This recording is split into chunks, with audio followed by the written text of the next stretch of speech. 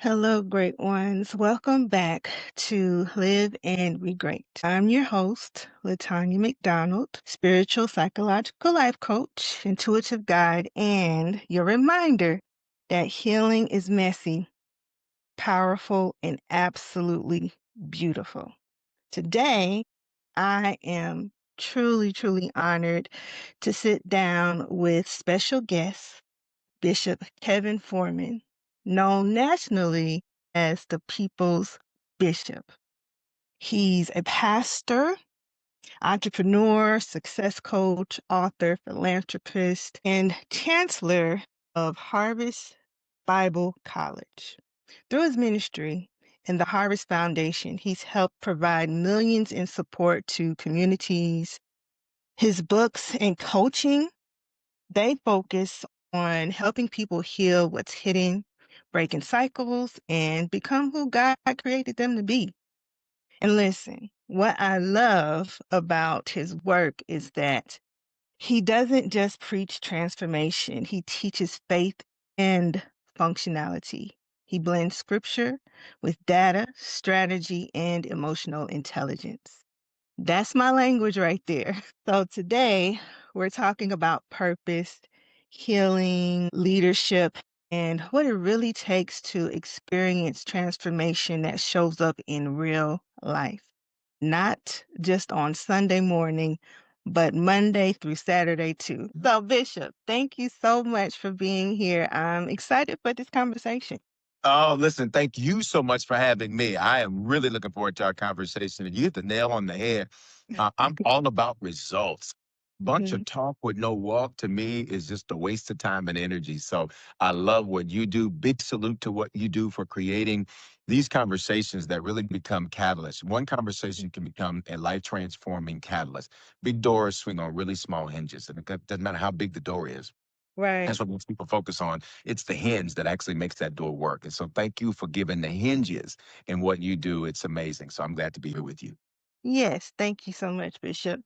My So pleasure. let's get started. Let's Let's start go. with a word that both of us use a lot, which is transformation. Yes.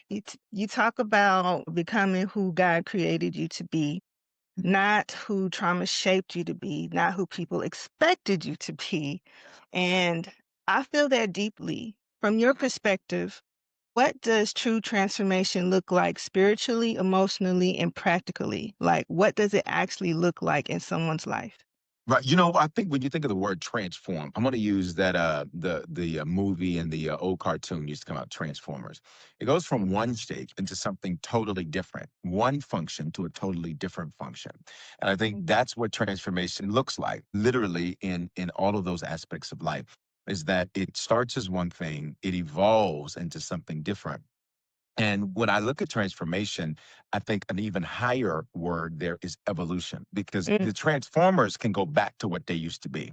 Genuine transformation means that I've evolved to a place to where I can't go back to who I used to be. I think of the butterfly.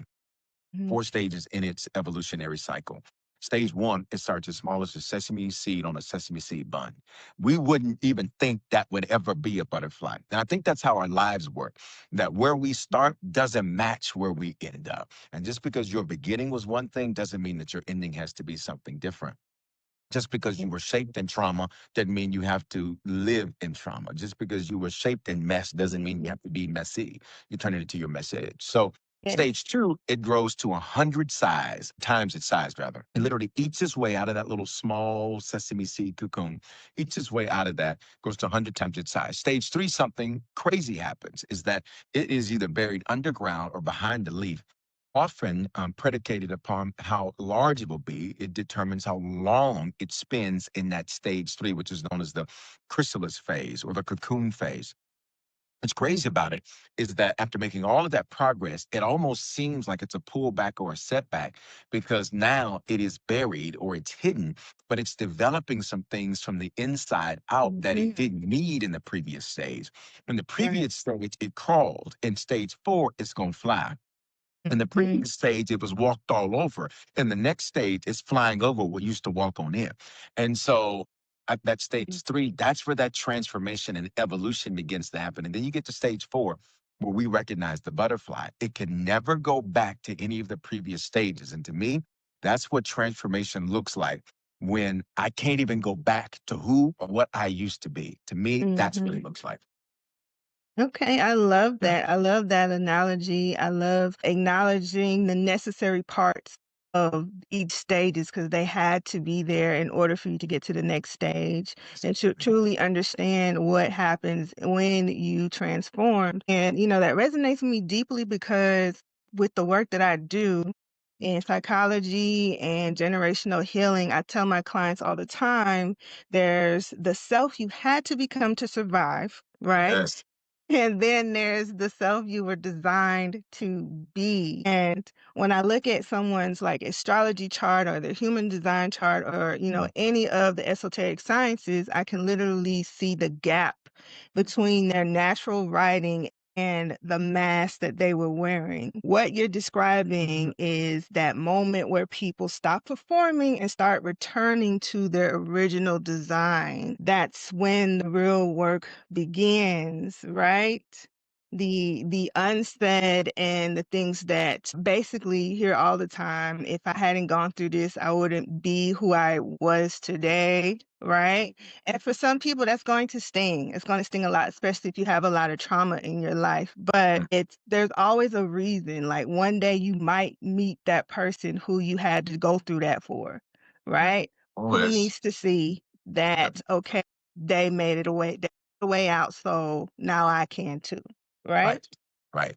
Right. That's so true. I love Yeah. what you said though about the Mhm. person you had to become for what you were Mhm. dealing with. Because I Yes. think often we merge that with our permanent identity. And so then people come up with Mhm. things like, I can't change, or this is who I am. No, that's who you were to get you to where you are. Yes. But the next level of life for you requires an evolution in you. It requires a different you. And so giving yourself the freedom to say that I'm not a tree, so I can move, I can Mhm. change, I can be different. I love that line. Yes, you can be different. Maybe you're the one that's supposed to break the cycle, right? Exactly. Well, technically Exactly. you are. If you come Yep. after somebody, that's what you're supposed to do. Exactly, That's exactly. Well, you talking called. about language. Yeah. My first book, Yes. one of my books is called Stems to the Fathers, and it's about what you talked about, that generational healing. And the opening story is actually about my late stepfather. He never met his father, and but he was exactly like him, a womanizer, Mhm. an abuser, addictions. Never met him. In fact, when his mother was pregnant with him in self defense, she unalived him.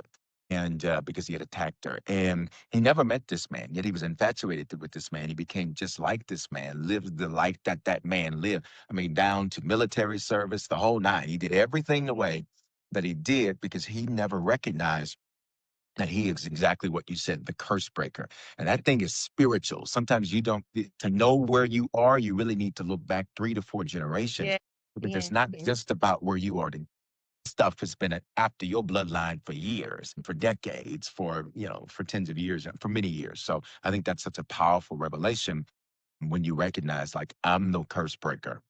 So I Yes. need to know what the curses are. So then that way I'm equipped to come after those things and shut those things down. Yes, exactly. And I definitely want to, piggyback off of what you just said a little bit later when it comes to blending those different teachings with spirituality and the esoteric sciences. Because usually, if I know somebody's like birth date and things of that Mhm. nature, I can kind of tell based off of that personality trait Mhm. what was missing in the family, Right. right? So you do that with data, you do it with the people that are around you, Mhm. right? And you Mhm. see certain things that they cannot hide. Like, for instance, if somebody has a lot of Leos in their family, there's a strong possibility that there's a generational curse of emotional unavailability, okay? Because a lot of the times people like to say Leos are self-absorbed and they always got to make a show and things of that nature, but part of that is because they were never seen by their parents, right? And loyalty, when you think about a lion and its pride, you think about loyalty. There's usually a really, really huge wound in the family bloodline when you have a bunch of Leos, whether it's grandma's a Leo, then, mother and then grandchild. you keep seeing that, yeah, you kind of see the same behavior is the disloyalty because they want to be liked by everybody else because they didn't get that love and support from their parents, right? So that also helps me like really, really whatever the client is not willing to say. And in our community, what happens in the house stays in the house. Yeah. Whenever I find out, what their chart is and things of that nature, and those of us who have the gift of intuition, you kind of can figure out what is the thing that they're not saying. And one of the things in your work is healing what's hidden, the unspoken stuff, right? The shame, the resentment, the fear, the unforgiveness, and all the things we carry but don't name. So, what are some of the most common hidden wounds you see people carrying, and how do you help them begin to heal what they can actually maximize when it comes to being who God wanted them to be? Good. You know what? These three come to mind quickly. The first is rejection. Mhm. Mm, And around rejection typically creates the fear of rejection and preemptive rejection. mhm, Rejection is so powerful that it is the one thing. So let's just go back to Genesis for a moment. mhm, You have Adam, you have Eve, and I'm going to oversimplify this for the purposes of our talk.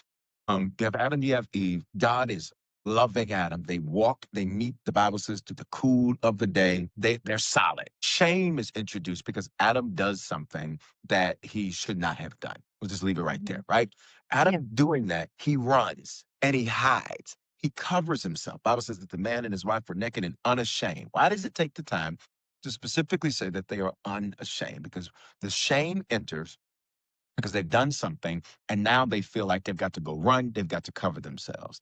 What is that really about? It's a fear of rejection. That Mm, fear of rejection was so powerful, it makes Adam reject God's love. It makes Adam go hide from God.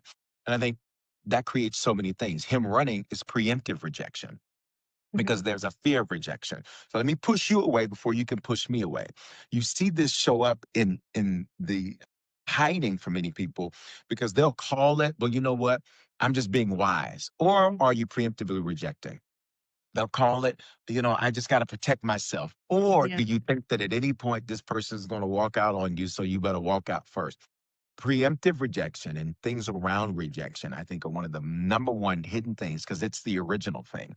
It's the thing that sets it all off from Genesis. And obviously, I'm oversimplifying that, but Mhm. I want everybody to see that point. The Yeah. second that I see often is abandonment. And rejection and abandonment are like cousins. They normally hang out Mhm. together. They Yes, normally are like yes. this. They hang out together. They go to the mall together. They go to the movies together. Abandonment is different in rejection in this way. You can be rejected from someone that you did not know and did not love. Abandonment, Yes. though, is typically someone that you knew, someone that you loved, someone that had some level of either presumed or assumed level of responsibility for you. So abandonment typically comes with parents, loved ones, Yes. brother, sister, somebody that was supposed to look out for you.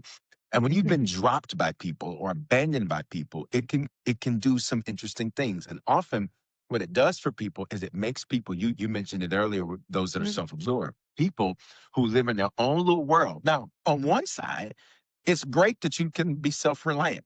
On the Yeah. other side, you can be so self-reliant that you literally are dismissive of other people. You can become Mhm. sociopathic in how you deal with a lot of things because you just don't care how anybody else feels about anything that you do. It Yes. can make you extremely narcissistic because you are completely Mhm. obsessed with you, and it can make you very difficult to deal with.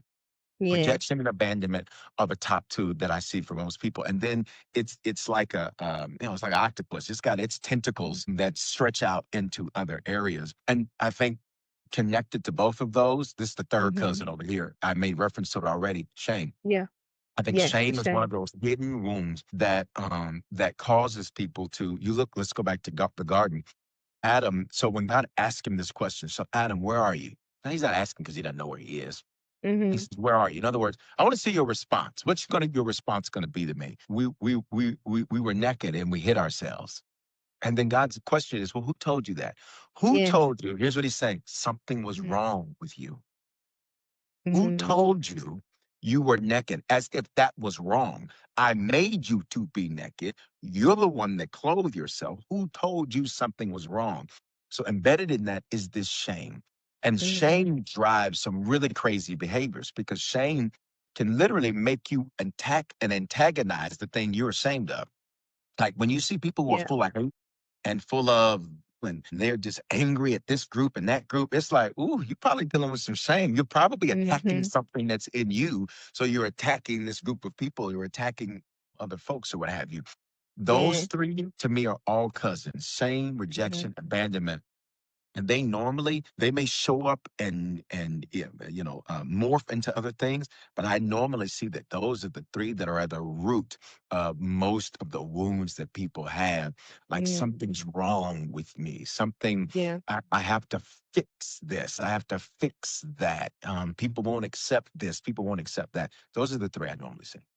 Yes, and I that makes so much sense because um back to that same example about the abandonment and the Hmm. shame, when I was talking about the Leos being self-absorbed and yes, narcissistic, I hate to say it, but and when I do tell them that, if it's a client, they don't budge. Even if it's a close friend, they do not budge on that, Right. right? They Right. notice it, right? And they want to show that they have a big heart, but that fear of rejection, Right. right, is what has them kind of, I always say this, the emotionally unavailable will always reach for the emotionally unavailable. So, Mm, like how mm, you said, so self-absorbed to where you don't care what anybody does, you also don't see other people trying to love you because they're actually giving you what you need. You're focused on the person who was never meant to give you what you need, right. right?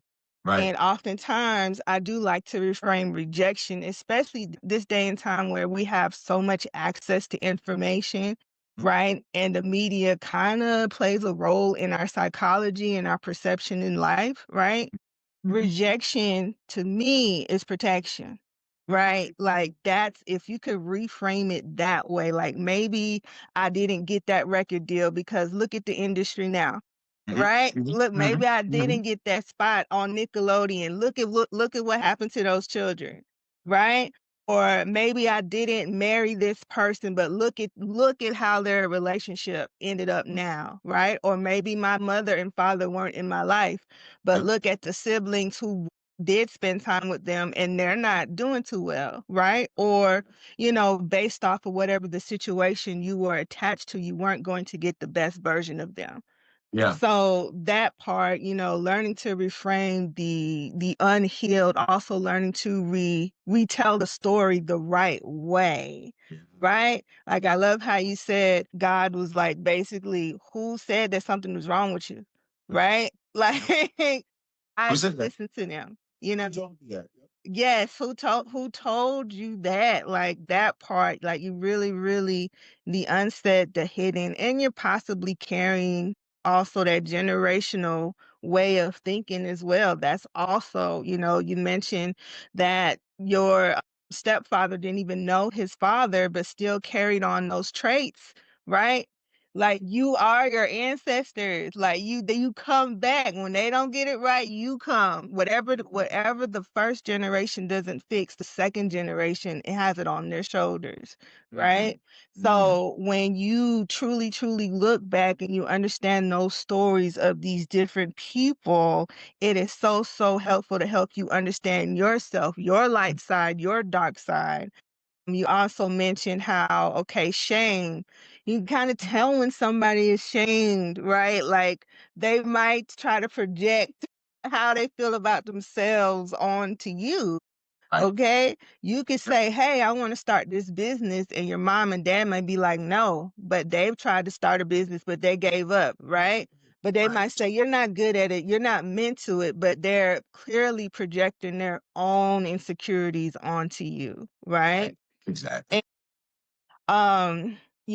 I want to segue into the fact that as you operate as a pastor, right, and entrepreneur and a leader in multiple arenas, and you've emphasized emotional intelligence and Mhm. relationships as part of your spiritual maturity, which I love to hear a pastor talk about these things. Right, right. I really do. So, what does faith-centered leadership look like to you in real life, like in ministry and business and family? And how does emotional intelligence shape the way you lead? Great question. Powerful questions. I love what you said because I've felt the same way. So before I was a pastor and leading people, now I got into ministry. So the stories I came out of my mom's womb with a Bible in a briefcase. And so I had this affinity towards spirituality and business and entrepreneurship. That's just always been who I was. And so as a result of that, that was my difference. And your difference, if you're not careful, the way you're shaped can demonize it instead of deliver you. And so I chose the delivery part because I said, this is my advantage. My advantage is that I see these two things working together and not as opposites. And so, and there's scripture for that. Revelation 5:10, God makes us kings and priests, spiritual and successful. One man, one woman, spiritual and successful. It's not either or, it's the both and life. To live an either or life is deprive yourself of life. We live a both and life. That being said, when I'm sitting in church, I would sit and listen. And I was like, this is really great for in here. I said, but how do we use this out there?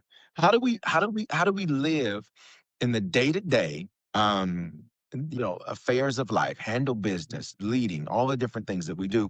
How do we do that applying these principles? So to me, when you say faith-centered living, faith-centered leadership, so that is who I am. And who I am is based on what I believe. And what I believe determines what I do. So this plays out really practically for me. Sometimes people try to boil faith down to like this moral code. Like that's all it is. It's just morality. And the reality is, this is why you see the weaponization of faith, particularly Christianity today, where it's weaponized as a political tool, it's weaponized as Christian nationalism, it's weaponized as like Jesus was an American or something with an American flag. Like that's not the case at all. It's weaponized. And that's unfortunate and it's improper. And it is also substandard because it's reducing it to something much less than what it is. It is something I am aspiring to and something that causes me to grow through everything instead of going through everything. Most people live a life Yeah. where they go through. Faith centered grows through. So I say, okay, God, where are you at in this? That's the difference. Where are you at in this? And this thing that is annoying the heck out of me, where are you at in this? And this thing that's frustrating me, where are you at in this? You just talked about rejection. I love it. I always say that rejection is protection. It's redirection. So instead of being mad, I'm like, thank you. That's not my door. If the relationship didn't work, thank you. You are not my Right. fit. But I found out some good things. I found out what I like. I found out what I don't like. I found out what's a fit. I found out what's not a fit. I found out what I can tolerate. I found out what I won't tolerate. It literally causes me to have a growth mentality in everything that I go through. So that's what it looks like to me. And in it playing out, your second part of your question was about the emotional intelligence. Recognizing that it helps you to deal with people because if you were to boil it all down, you recognize this. Everybody got issues, including me. Everybody's got stuff they're Yeah. healing from, including me. So as a result of that, I can deal with people based on the understanding that everybody is in a process in different stages of that process. So the same grace I want, I give. Yes. The Mhm. same mercy I want, I give. The same understanding I want, I give. It makes it so that I am constantly sowing into the world what I want to reap from the world. And Yeah. that changes the entire way you do life because it is not predicated upon this belief that there is this conspiracy out to get you. That's how most people live. They live paranoid. They are Mhm. paranoid. It is Yeah. the antithesis of that. It's pronoia, which simply means I believe there is a conspiracy in the world to work for me. Every now, person, place, thing, and idea are working together for my benefit. That means that even if you got a funky, nasty attitude with me, this is working for my benefit. It changes and it reshapes how you live your daily life. Mhm. I love that. It does. It does, it does, it does. How you reshape it, also how you again, how you tell those stories Yes. that part, when you can, speak to somebody like Bishop or someone like me, we kind of help you get you out your own way because we're not attached to the situation. So it's definitely important that, yeah, you find those safe spaces where you can be emotionally safe.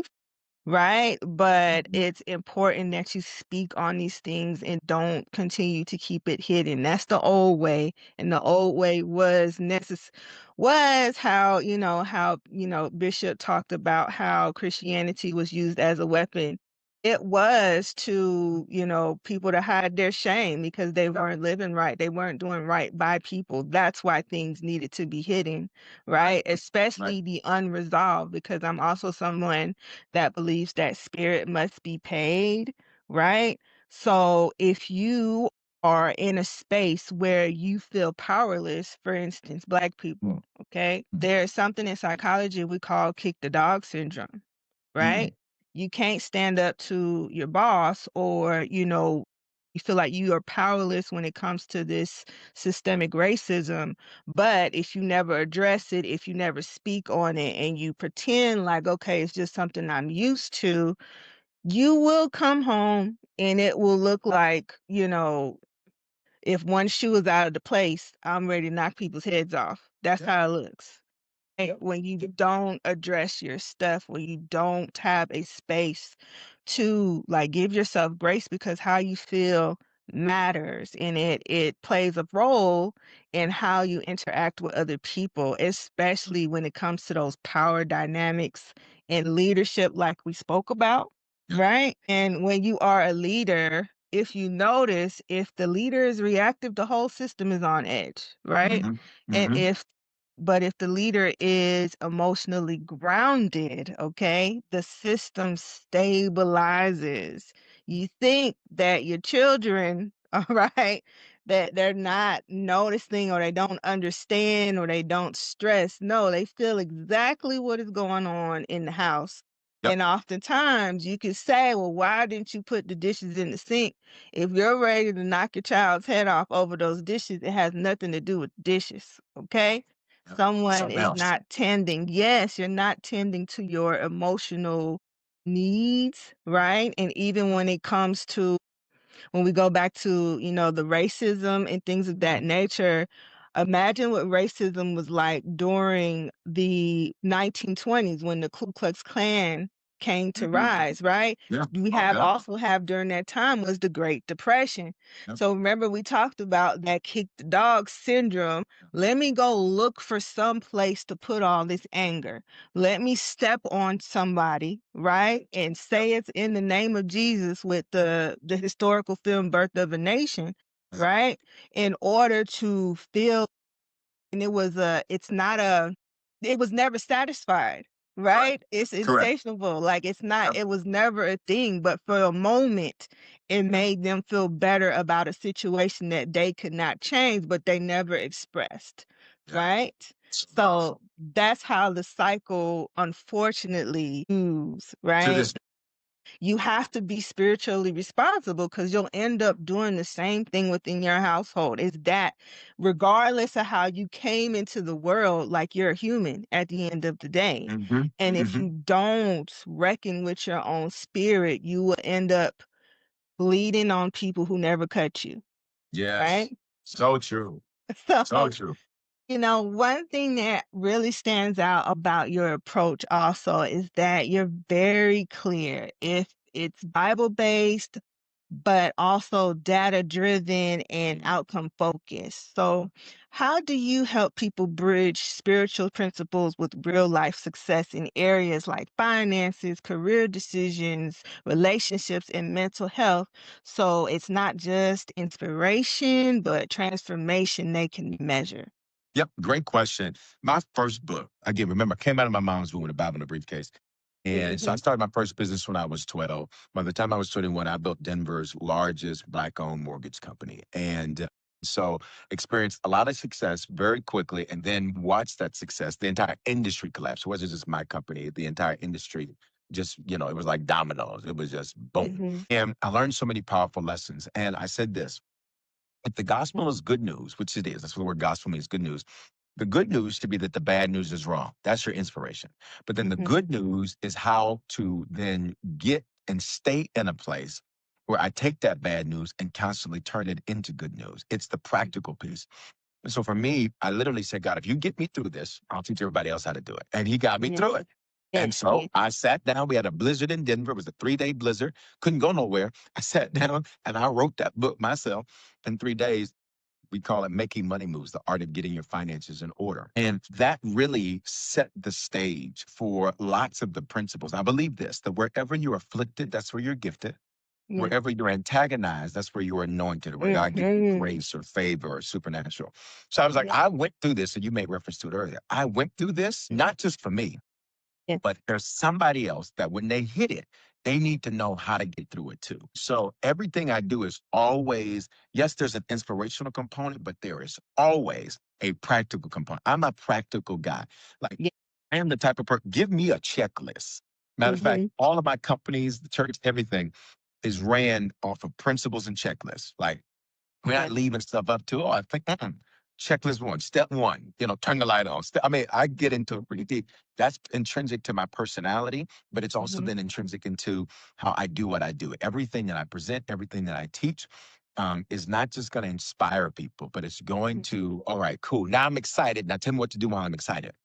Yeah. I feel good. Okay, good. Things are getting better. I feel good. But now what I need to do when I feel good?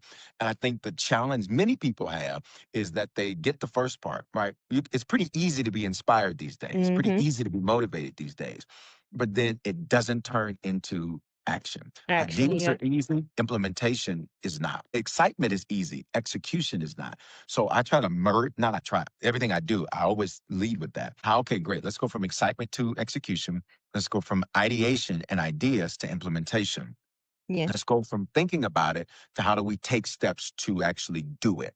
That's the way that I operate. That's the way that I move. And I think it's found that everything that we do, every book, every Yeah. message, every live that I do, we do these daily pop ups, every live that I do, every one-on-one coaching session in our community, Kings and Priests, where we begin. I have a mission to raise up new 6 and 7 figure earners in what they do.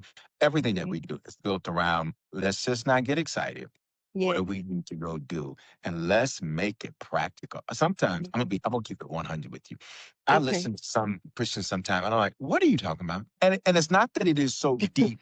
that it is beyond me. It's quite the Yeah. contrary. Sometimes I've discovered people like to muddy the water so it seems Mhm. deep. So if I just Yeah. muddy this up and make it seem like, oh, I've got the it's so deep. Me and Jesus just Mhm. had Kool-Aid the other day. You know, me and, me and Jesus just sat up and I had a barbecue sandwich the other day. Like, to me, what I try to do is demystify it and say, okay, boom, go do this. Boom, go do this. That's what I strive to do in everything I do.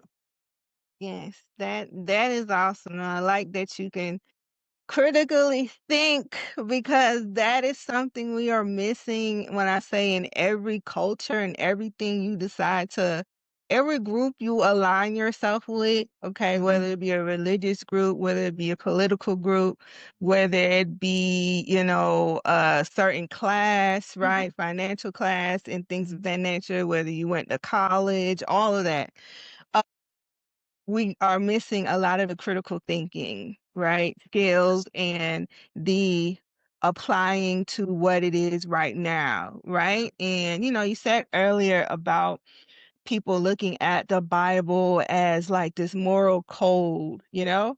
I think my transition is to kind of look at it as a historical book, right? Mm, And if you look at it as these are the people that came before, you're supposed to grow past them, right? Like, I feel like every parent should want their child to go past them, go further than I did, right? So when it comes to your eyes raising, your eyebrow raising, like, "Wait a minute," like, "Okay, it sounds very dreamy," but mm, based off of this person's circumstance and the world we live in today, we gotta make sure it fits and it makes sense to them, right? Because you don't wanna be telling somebody, plan B when plan B had already been updated to plan right? Right. It doesn't, it's not going to make sense. It's not going to be helpful. You're just going to sound good and be, that's spiritual entertainment, not really Right. spiritual growth. And you can't make it practical, right? Right. So let me ask you, now that I'm hearing your language, when is your birthday and what is your sign? Oh, I want to hear what you have to say. And Okay. before you get there, I want to say something because there are some that will listen to this and Mhm. think, I can't believe Bishop Foreman is about to give this woman his birthday and talk about signs. Here's the deal. Mhm. And I Mhm. think this is an important thing to discuss. And two things I want to answer those questions for you. Yes. One, I love how you mentioned viewing the scripture through that historicity, because that's a very important component to it. It's not just it's to show us this worked, this don't work. This is good. This might not go so well. You pay attention to patterns. Patterns Yeah. don't lie. Moments do, patterns don't. And Mhm. so it's to show us those patterns. I think combining that and combining all those principles together, it's really, really important. That's one of the reasons I started the Bible college, Yeah. because I noticed a lot of people were using the scripture and it can be used as a weapon, but it's dangerous if you don't know Yeah. what you're doing with it. Yeah. Because you can use it, let's face it, it was used to justify horrible things, right? Mhm. Because they had decided what they wanted to decide. So then they went and they took it to the scripture. And if you torture it enough, it'll say what you want it to say. Yeah. And I think that's important because there's some people just throw it all out the water. I don't believe in none of that. They use it for slavery. No, no, no, no, no, no. Listen, so that's like saying I don't believe in knives because somebody used it one time to stab somebody. I said I don't use knives, man. Well, how you gonna cut that steak, right? Just because if it was the weapon was misused doesn't mean that the weapon should not be properly used in the right Yeah. context, etc. So I think that's important. The second thing, when you get into astrology, Mhm. astronomy, Mhm. I think it's important that everybody understands the scripture is full of examples where they use Mhm. the stars as Yeah. signs. They used, let's face it, when they were going to face Jesus, it was that they, or to find Mhm. him, it was a star they were following. And so I believe this, that while we get to go to the God that makes the stars, we can also recognize that he's created signs, he's created systems, things to help us to better understand the context of Yeah. the world we live in. So I just want to make sure that everybody understands that because I know your audience gets it. I just want to make sure Mhm. that maybe those that don't understand that. So October 18th, I'm a Libra. Okay, you are a Libra. Okay. Balance, you come from, there's a strong possibility that you come from a family that there was a lot of unfairness going on both sides, mom's side and dad's side. Your generational is to create that balance, is to, okay, I need to listen to both sides of the story, right? There's a lot of people that felt unheard, misjudged, cast away when it came to you having to be that balance, but you have to experience the unbalance, right? So that's usually what your life is, not taking the time to understand the other person's side, just writing Mm, them off or just continuing to sweep things under the rug, not really coming to resolve, and you were the one coming to resolve. And mm, also, if we look at what is his name? Will Smith, he's a Libra, right? mm, And in his book, he talked about how it was difficult for him when it came to his mother, his father, because his father was abusive, right? And what he would try to do is he would see that when he made his father laugh, he would calm down, mm, right? But then at the end of the day, when the mom finally left the father, Will decided to live with his father, right? That pull in between the two, okay? mm, Still understanding there's a clear right party, there's a clear wrong party, but that uncomfortable space of wanting everybody to feel heard, it had him have carry a lot of shame in himself, right? So when we fast forward to when we seen the incident at the Oscars with him slapping Chris Rock, right? Oftentimes Libra, when they're not healed, they can be people pleasers, right? mm, And you could feel like they are loyal to everybody, like, they're always playing devil's advocate, like, they could say, "Oh, we shouldn't talk to this person because he robbed my house last week," and the Libra will come and be like, "Well, wait a minute. Okay. He didn't have any groceries. So maybe his intention wasn't to hurt you, but just look at his situation and then go Right. through their lives like that until they get healing. That's the hardest part for a Libra is to make a final decision, right? Like they grow up like, okay, I see your side and I see your side. Can we just all get Get along? along. That making the decision, like if Will would have made the decision to instead go with his mother, right, and protect his mother, because that's also one of the things where he said he felt like he never protected his mother. So that slap with Chris Rock had nothing to do with what we thought it was. It had something to do with him and what he had carried shamed about never standing up for his mom, Wow, that's right? deep. That part, it's when and then when you see their different lives, when you look at, like, the different celebrities or you look at the ones in your lives, like, look at Kim Kardashian. She's Mm, also a Libra, right? Tony Braxton is also a Libra. mm, When you look at them, like, they would talk to both of their parents or they hold both of their parents at high regards, right? Or they are usually the one in the middle of their siblings fighting. The Libra's always in the center, okay, trying to make sure mm. everybody feels heard and everybody feels seen. That's But interesting. when they don't make those decisions or they haven't grown to give themselves permission because it signifies rejection to them, right? Mm. They feel like rejecting somebody and choosing the side is them rejecting themselves, right? Wow. What do you feel Okay. about that? I think that's very insightful. I think a few things. One, uh, so growing up, Mhm. um, as I mentioned, my stepfather was lots of his womanizer, abuser, all of that.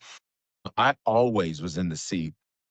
My story is a little bit different than most. I was always in the seat of seeing myself as a protector from my mother, brother, and sister. What that did to me Yeah. is that shaped me to be very parentified from a very young age. Yeah. So here I was as a kid thinking like I got kids. Like I'm a kid thinking I got kids. I'm this protector.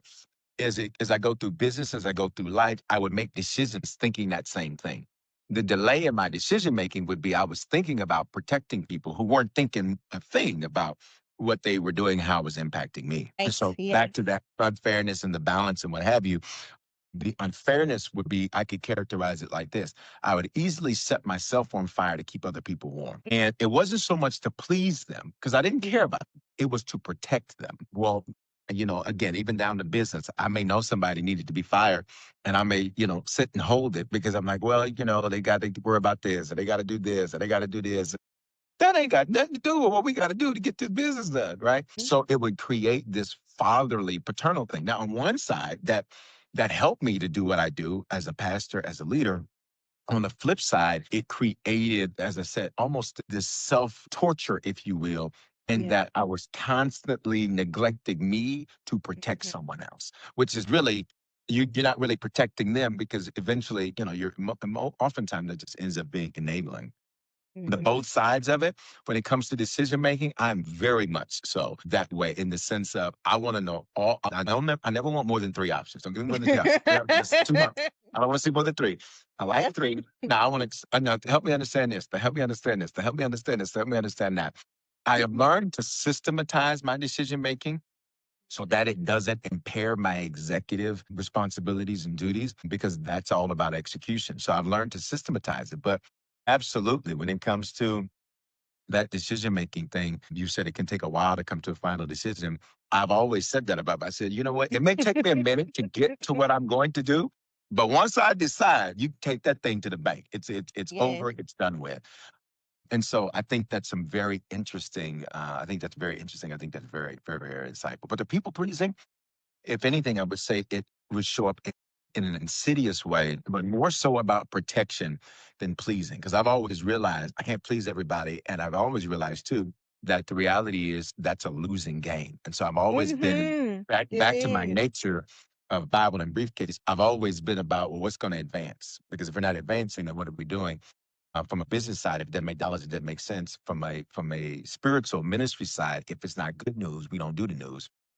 And Yeah. so, I think, in both of those instances, that's very insightful. Yeah. Yeah. Well, I'm definitely Yeah. glad it I was love that. Yeah. insightful. Yes, I love that. Yes. No, that's Mm. fantastic.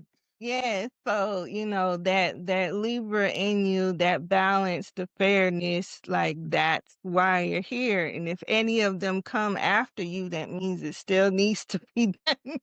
It's not You gotta quite, fix it.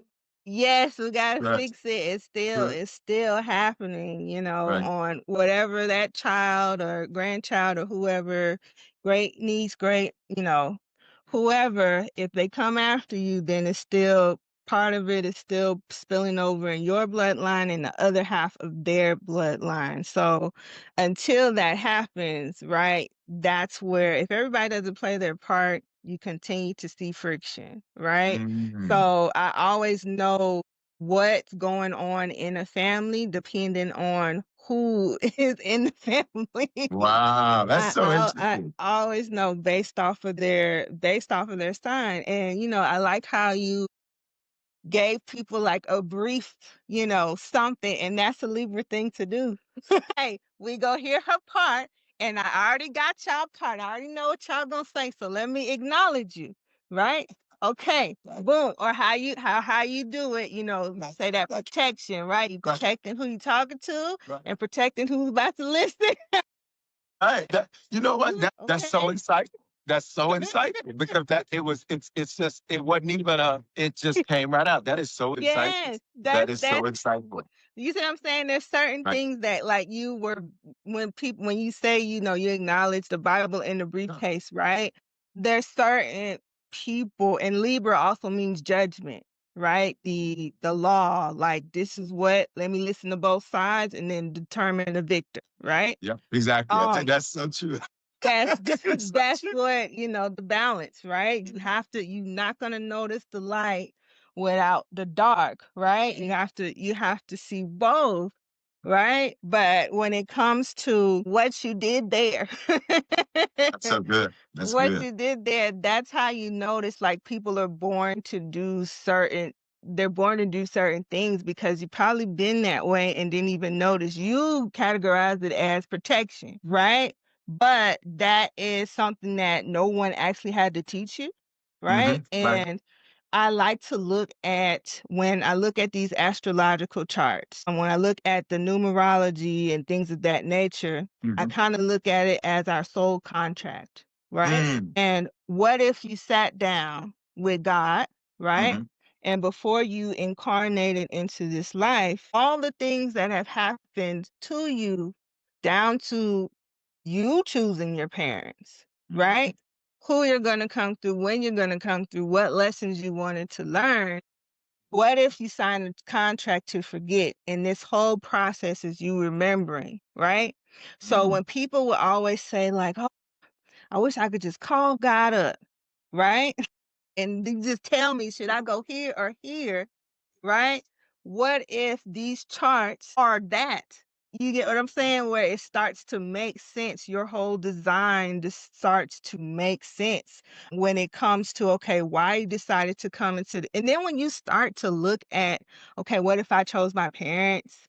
Right? Because that's also what the chart will show, like a full chart will show you what your maternal experience was like, what your paternal experience was like, what your relationship like was with your siblings, what you're attracted to, how you communicate, how you think, all of that, right? Right. Based off of how the stars were aligned at the very time that you came onto this earth. Right. And so, what if, right? The answer has always been there, but you also get more power when you go through those charts and you look at it like a soul contract. Okay, I signed this contract. So I'm Bishop so Kevin and Foreman, and I came in as a Libra. Okay. Why did I choose to come in as a Libra? Mm. And then you start to look at what you've experienced in your life. And then you see why you are necessary, Mm. right?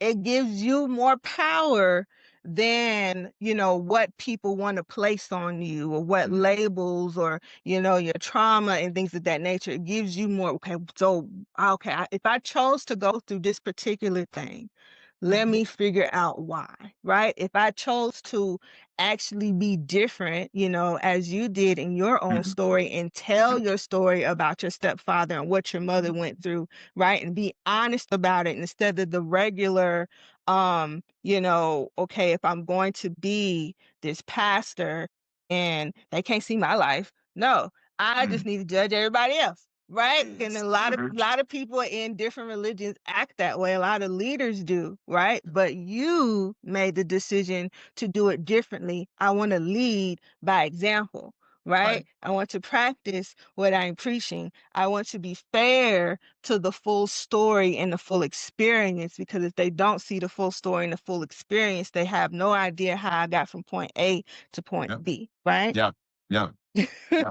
Well, so I just got to jump in because you said a whole lot, and I want to, true to my nature, Mhm. is you go to Jeremiah chapter 1. God has this discourse with Jeremiah. Before I formed you in your mother's womb, I knew you, which means life began pre-conception. Conception was Yeah. not the beginning of life. You existed before you were given a body. I Mhm. knew you. Well, what was there to know about me? And in Hebrew, the language there, literally to your word, I love your use of the word contract. That's what it drew me into what you were saying. Is it literally in Hebrew, before I formed you in your mother's womb, I knew you. It literally, that language there means that there was literally an agreement made with God concerning what you were going to the earth for. So when you said the word contract, that immediately pulled me in, because I teach about that all the time with Jeremiah, that we were sent to the earth for the time we were needed most. And so there, that language is right there in the text. And so then we're formed, predicated upon all of these agreements and things that have happened. And then as we navigate through life, it's to complete and fulfill all those things that we were sent. So true to my nature, I had to come bring some scripture to what to wrap around what you just said. But Yeah. I think that's very insightful and very intriguing. And I think it's one of those things that, again, it helps to unfold, explain, to show the design. And when you understand the design, it helps you to not be mad about the delays because you recognize their Yeah. design.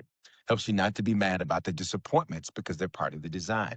Not to be mad about whatever the issues are because you recognize this is design. And so then you really enjoy your journey. One of the things that I look at when I walk into my home, that's a sign. I had it since I moved out. I moved out the day I turned 18. Like that's who I am. And one of the first things my mother gave me, there's this little decorative thing that said, life is a journey, not a destination. And so for most people, we get so fixated on the destination. And the problem is that's a moving target within itself. We get so fixated on that, we don't enjoy the journey. When you understand the design and that it is design, it helps you to enjoy the journey. Because again, back to something you mentioned, you can look and say, there's something in this I'm supposed to get out of this. This isn't punishment. This is part of my preparation. It's part of my journey. I love that. Yes. Yes.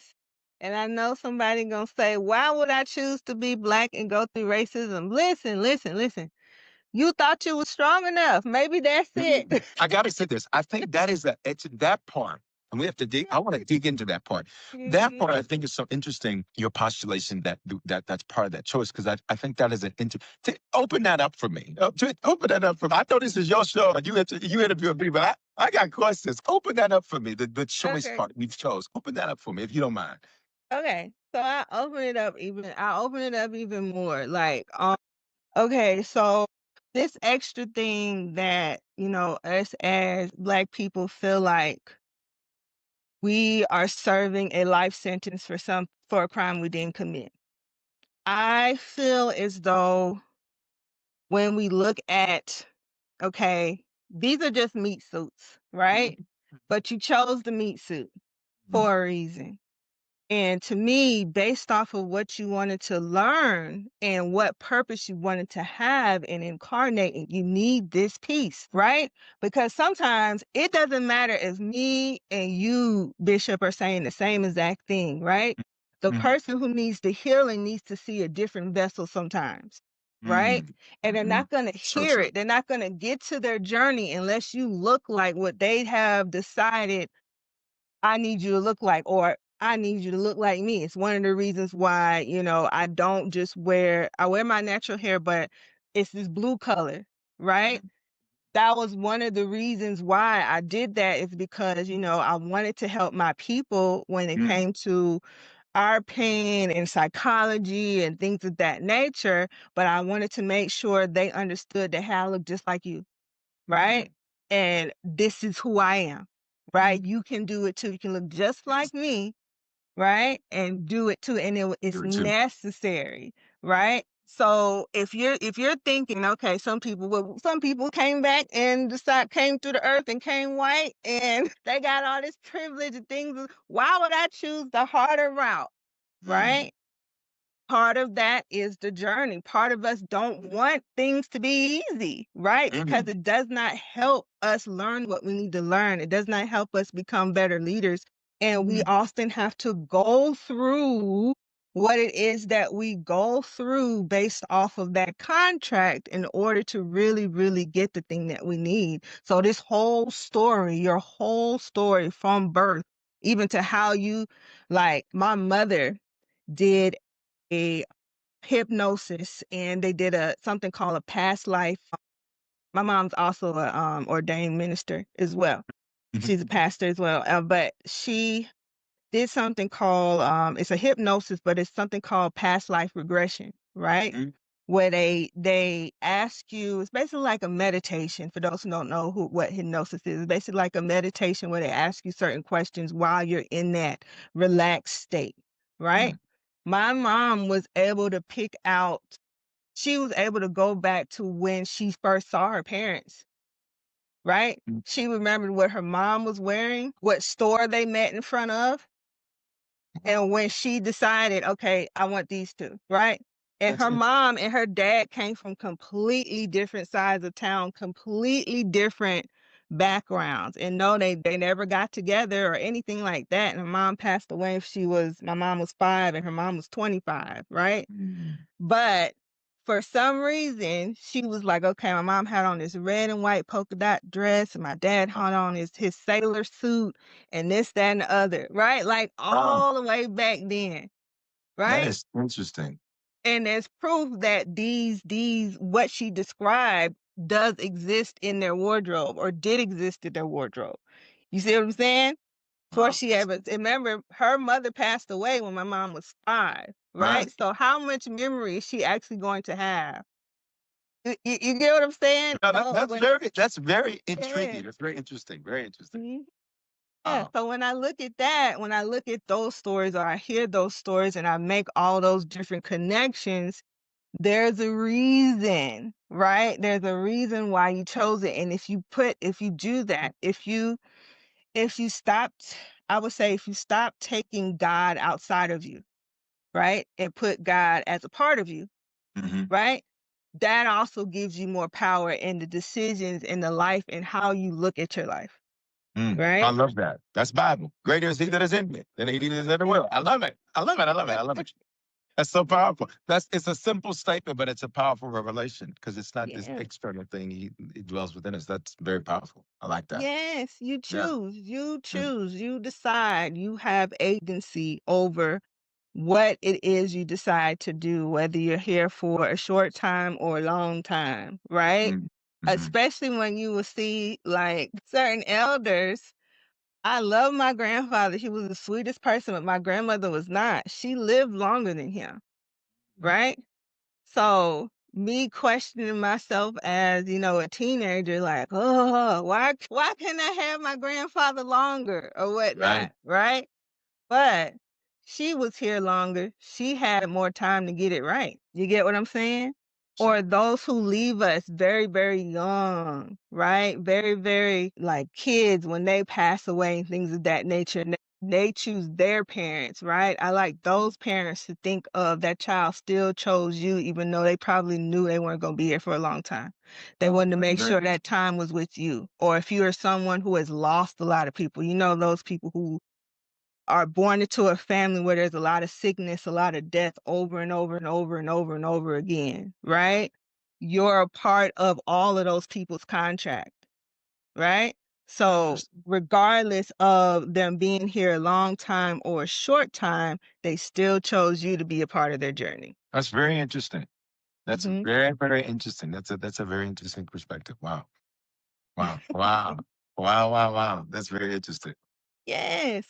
So, I'll ask you a question to piggyback off of that because we talk about strategy, right? So if you have that information and you know how you help people live with their, live and get into their purpose or live with purpose, I should say.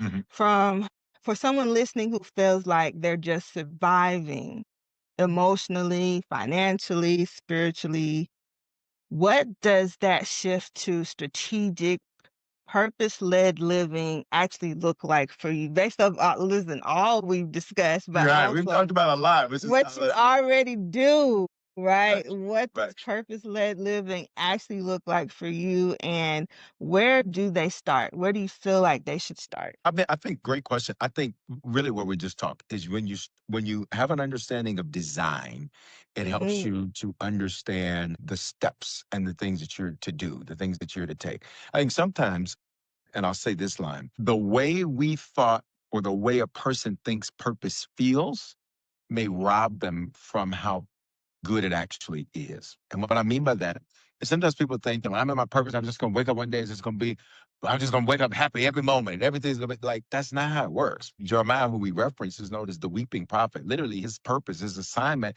brought him a lot of emotional baggage because he wants more for people than they want for themselves. Now, that's how he chose to handle it. That doesn't necessarily mean that is how he had to handle it. That's how he chose to handle it. So I think sometimes waiting on this big, huge moment can become the challenge that many people have because sometimes you're already doing it. It just doesn't feel the way you thought it would. And you're messing up how good it is because of how you thought it would be. And I think that's for several things: marriage, business. They say most millionaires are unhappy. Most people are trying to become millionaires, thinking that it's yes. going to create happiness. But most people who have it are like, this does not feel the way I thought it would. Mm, Because to your point that you mentioned earlier, there becomes this insatiable thing where, okay, so mhm, I got this, so what's next? I got this, so what's next? mhm, I got this, so what's next? So I think starting where you are and recognizing that purpose is phased, it's phases to it. You may do it, but you may do it in many different ways, in many different stages, in many different places, but it is still emanating from you. So it is, what am I sent to do? mm, When I understand that, what I do may be different, but who I am as I do it remains the same. And I think if you view it through those lenses, to your point, where do people start? Start right where you are. yes. So a mom might say, I'm just a mom. No, ma'am. No, ma'am. You're not Mhm, just a mom. You've been trusted. I look at my mother, for example. I found out this year that she mhm, prayed something when she was pregnant with me. Apparently, there was some type of complication that it made it look like I might not make it. So she mm, prayed and she says, God, okay, if you get him here, same prayer that Hannah from the Bible prayed, mm, basically. If you get him here, my Lord, I dedicate him to you, right? And so she made a deal with God before I got here. mm, mhm, And of course, there's so many layers to that behind that. But mm, in that she doesn't do what I do. Uh, in fact, she's kind of shy. She doesn't, she doesn't like getting in front of people. But every mm, life that I impact is part of what her assignment and her purpose was, because her purpose was to make sure that she did what she part of her purpose, not just all of it, but part of it was in what she needed to happen for me so that I would be, able to transform and to change the lives of people. And so a person might say, well, I'm just a mom. No, you're not just a mom. That is a purposeful thing. And I think starting right where you are and yes, recognizing that it's part of the design, I think is exactly the way to do it. Don't muddy the water. Don't make it too difficult just because you think that it has to be. yes. You know what? And think, yeah, that makes sense. You are more than what you categorize as, Yeah. basically. Yeah, Right? exactly. These are just meat suits that we rent. Right. Okay? And you have a whole soul purpose. So to be able to strategize that way. I remember talking to one of my clients, and she's a nurse, and she knows she'll have all these issues at work and how she's treated. And I would say, well, you ever thought about, having your own facility? And she said, I didn't know I could dream that big. Wow. Right? Wow. So the compassion and, the empathy that, a lot of us aren't. designed that way to be, instantly empathetic, and like you were born to like see both sides Mm, regardless. You always want to know, that's naturally, right? mhm, What's the mhm, other mhm. side? What's the other side? Right. Um, there's a lot of people thinking that this person is making the decision to have less because they know that they can have more. No, a lot of people do not know that they can have more. I can have more, but there's an option. Yeah. Yes, they feel like all they are here to do is struggle.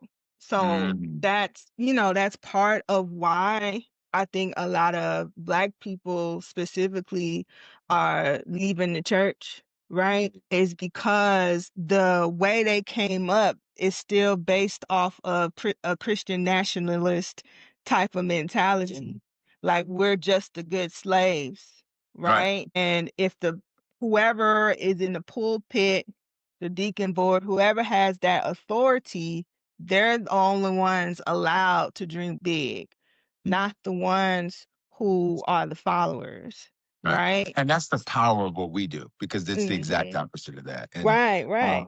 because I know I'm a pro church guy, and I know that Mhm. the church, that word Christianity, means so many different things to so many people. What I love about what we do is that it's the exact opposite.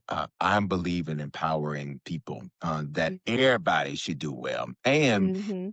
at a certain point, the messaging. So once I come out of Egypt, then what? So Right. obviously he brought us out to take us in. Well, where am I going? And I think Mhm. recognizing that everybody is not in the same struggle. Right. Everybody is not trying to figure out how to pay this and do that. And Mhm. so leading the great tapestry that I have the privilege of being able to lead, where you got people who maybe they are having some challenges that are fundamental in nature in life. And then there's others that their challenge is, they've built now a $50 million business. How do they scale that? All of that. And so being able to speak to all of that, I think, is what I love about what we do. And I think what we see, and I can't speak for anybody else, but what we see is not people walking away. We see people walking in. We see more and more people. This year alone, we've had almost 1,800 people convert and give their lives to what we call them decisions.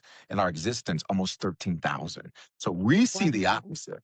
We Mhm. see the opposite, but I think that's also because I'm very much so about the empowerment of people.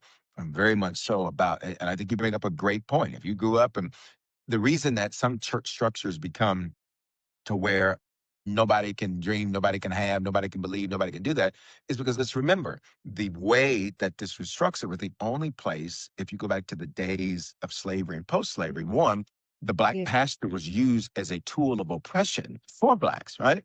So Mhm. this is what, just because you're speaking from a pulpit doesn't mean that you are trying to empower the people that you're speaking to. The slave masters would Mhm. literally go tell the black preacher, this is what you teach these people, and Yep. teach them to submit, and teach them to love me, and teach them to do that. Now granted, that's what it would do. But the second thing is, you talk about the hit dog, is that for many people, the only place they got to be someone was at church. Yep. Because in the world, they were boy, grown man, Mhm. boy, girl, grown woman, girl. But in Yeah. church, they were the trustee, they were the deacon, they were the this, they were the that. And so it created this caste system within a larger caste system, within a larger caste system. But if you really want to be true to it, you got to go back to what's called Bacon's Rebellion in America, where at that time slavery had not been codified based on race. It was codified based on a socioeconomic status. So you had Mhm. poor white Irish, you had others who they had the form of slavery that were most connected to indentured servitude. And when Bacon's Rebellion happens here in America, and they see that the poor whites connected with the blacks, and then they rebelled against the ruling elite who were the slave masters. Then we see the creation of, well, at least you poor whites are better than these blacks. Mhm. So, and it's the same thing you see happening in culture today. Well, at least you're better than these blacks, at least you're better than these browns, at least you're better than that. And what that ends up creating is, again, a caste system within a caste system. And the reality is that everybody getting played by the people who it was a money issue. It had nothing to do with Yeah. race. Race was Yes. used as a tool to create Mm-hmm. division so that there would not be an uprising. And it has Yeah. been effective. But here's what I think is happening until now. I believe what we're seeing in the world today is the shaking and the unraveling of a system of rulership that has existed for decades, hundreds of years, centuries. I believe we're seeing the unraveling of that. And it doesn't look like Yeah. it at first, but I think if you have a bit of insight to look at it, that Mm-hmm. system is collapsing. That system is being torn down. And so I just had to jump in on that because we see, I can't speak for any Yeah. other church or anybody else, but we see something very different happening. We see a hunger like we've not seen Mm-hmm. before. No, I don't doubt that you see it because I remember when I first started getting into the esoteric sciences, I had a friend and my mom, they both like told me about, oh, Tanya, there's this pastor that is teaching us astrology. And I said, well, Right. What is that? I was like, really? They are in church? Like, yeah, yeah, and they talk about some of the same stuff you talk about, and they even talked about the scriptures that were removed, because our pastor tells us what parts were removed in order to control people. I said, "Oh, True. really? Okay." Right.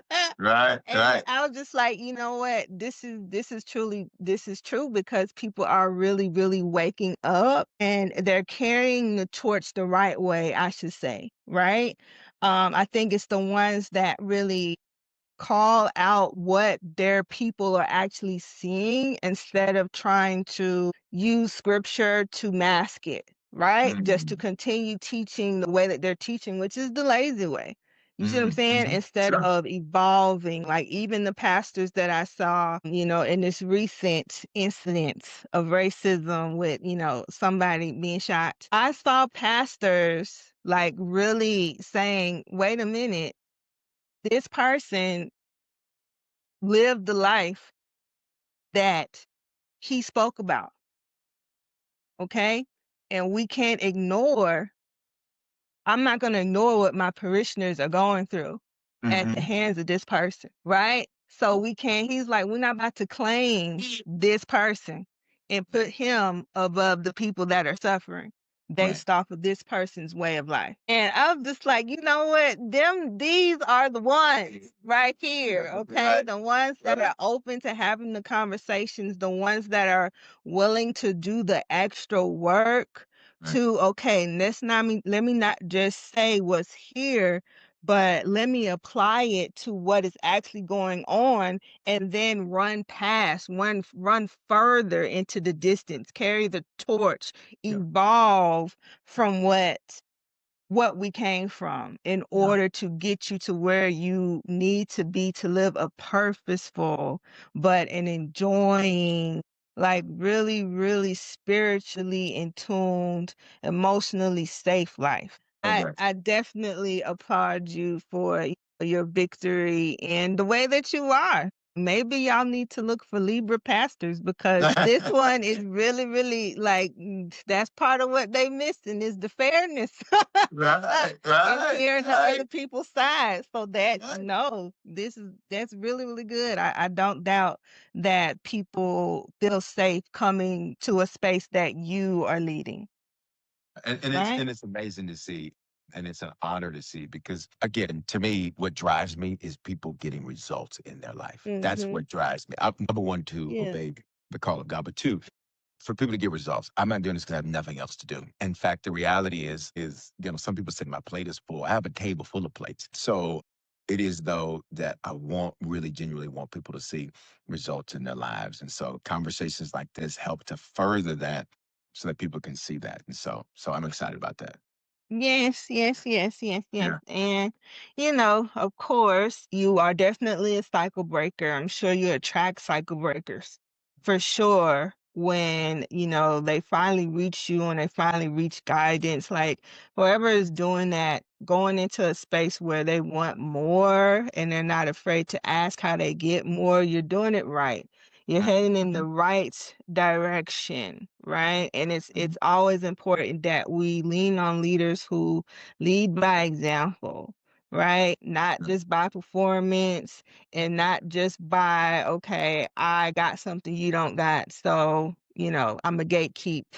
whatever Right. this is. Right. Okay. You So definitely true. want to look for leaders who are willing to hear your story and see how they can help, but also are willing to be vulnerable, which you've done by writing your books and telling Yes. your stories. So also briefly, when I'm also able to look at these charts and we talk about strategy and getting practical results. There's also something called a North Node in these different esoteric sciences, and they're basically like your destiny. Oftentimes, when I reveal somebody's destiny, it it scares them because I know you've seen it with your clients that some people are more afraid of success than they are failure. Oh, sure. Absolutely. Absolutely. Right? So when it's right there, like if somebody has a North Node like in Leo, I'm gonna be nicer to the Leos right now. Somebody has a North Node in Leo, right? That person is supposed to be a star, right? That person is also supposed to be a leader, but also be exalted for what they do, be acknowledged for what they do in this world. So they're supposed to change the world, Mm. right? Whatever it is that they do, as soon as they open their mouth, because Leo, when you think about a lion, when a lion roars, everybody hears it. Leo is also ruled by the sun, right? The sun is bright, you can't miss it. Okay, it gives us life, right? So if somebody has a North Node in that space, oftentimes it's introverted people.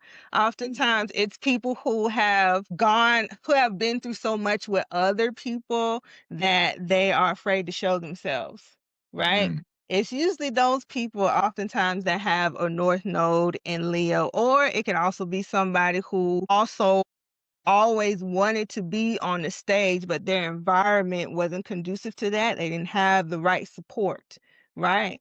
So now when you look at that chart and you see your North Node is there, it's like you got permission from everybody who signed that soul contract. Okay. That, hey, once you decide that you're going to step into your destiny, right? That is what we're going to have you do, you know?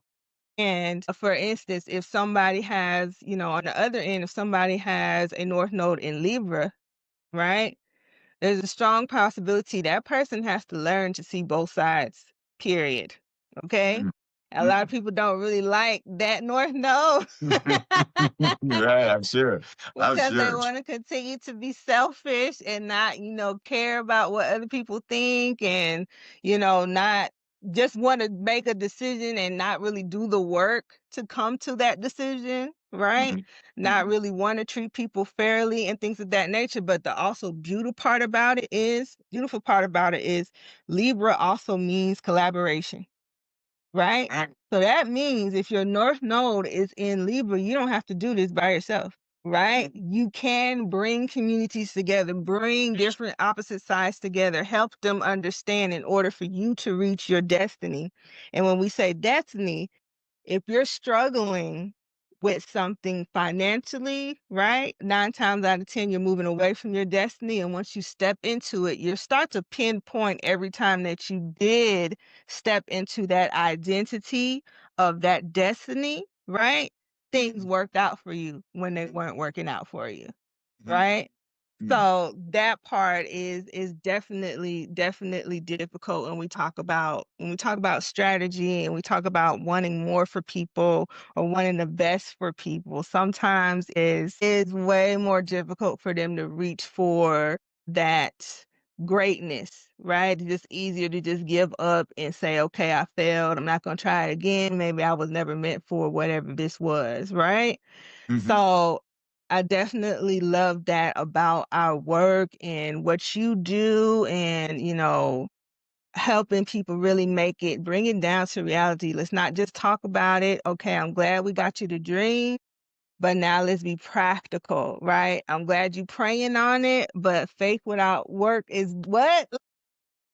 Right. Come on. Like we gotta make sure that we can apply this and that it is realistic, right? So, um I really have enjoyed our conversation Me too. today. You have shared so much. You hear me typing and writing and taking notes because I think there's so much interesting insight. So I love where I live life as a student, and so as we wrap Yeah. up, I'm excited about the fact that there's so much that you've said that will trigger some questions and things because every environment I go into, I don't just go in as teacher, I go in as a student so that I learn from everything that I do. So you've been amazing. Thank you so much for having me. Yes, and you have too. I do the exact same thing. That helps me learn, especially when I hear people's stories. Like that's one of the things that I will do. I'll ask them what their sign is. And when I do that, I'm able to like kind of see the stuff that they're not saying. Right.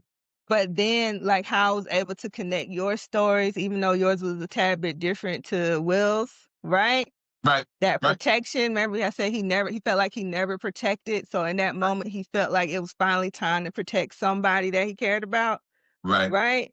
Right. Like, that part is just, like it helps me get better at what I do because sometimes I know who I'm working with, especially if I work with people that look like me. I know they have stuff, like, I know. Right. I know it, so when you're open and, the fact that you were able to, like, be free and open to this conversation and tell me what your birthday was and your sign and things of that nature, like that also helps me grow. So I definitely appreciate Yes. conversation. And we talked a lot about transformation, healing what's hidden, leading with emotional maturity, aligning with faith, with actual measurable change. And I think the biggest thread, though, through everything you shared is God didn't just call us to feel inspired. God called us to be transformed, right? And for those of you listening, all of Bishop Foreman's links and resources and ways to connect with his ministry and leadership will be in the show notes. And if you're ready to go deeper into your own transformation through psychology, astrology, human design, generational healing, you can also connect with me at liveandbegreat.com. Okay. And if you have any final words, Bishop? No, again, thank you so much. I appreciate you for having me. Look forward to connecting with folks on social at Bishop Foreman. You mentioned you put it in the show notes, but at Bishop Foreman, I'd love to hear from those that are watching something that stood out to you. If you shoot me a message, I actually legitimately respond. I get 200 or 300 messages a day, sometimes much more than that on Instagram. So it may take me a while, Yes. but I do that. So at Bishop Foreman on all the socials, bishopforeman.com is the website. Thank you for what you do. Once again, I appreciate you and definitely look forward to our next conversation. Yes, me too. All right, everyone. Thank you again for tuning in. Okay, like, share, subscribe, comment, give us your questions, reach out to us. And please, please, please, today, give yourself permission to not just live, but to live and be great. Until next time, everyone.